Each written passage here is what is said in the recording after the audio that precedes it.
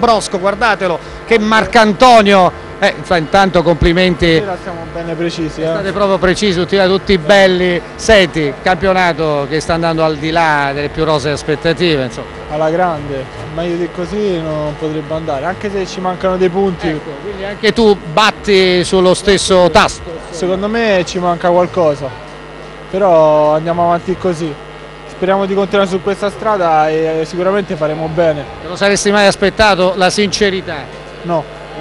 A inizio campionato no, però vedendo i miei compagni durante la stagione diciamo di sì, perché mi danno fiducia giorno dopo giorno, perché lavoriamo tutti bene, stiamo bene come gruppo e quindi questo fa pensare in bene. Senti, ma Zeman ti chiama ancora Broschi? Brioschi, sì, sì, Brioschi. Ancora. Che si confonde forse con Emanuele Brioschi. Oggi dovevamo dire il tempo sui 1000, 10 volte me l'ha detto, quindi vuol dire che lo fa apposta. Senti Riccardo, l'ultima cosa e poi ti lasciamo la serata.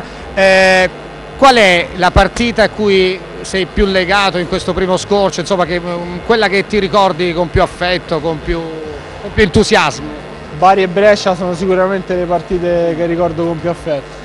Anche con la Samp abbiamo fatto una grandissima partita, anche se non ero in campo, però abbiamo fatto veramente una bella partita, sia da vedere che da dentro al campo. Auguri, buon Natale! Grazie anche a voi. Grazie a Riccardo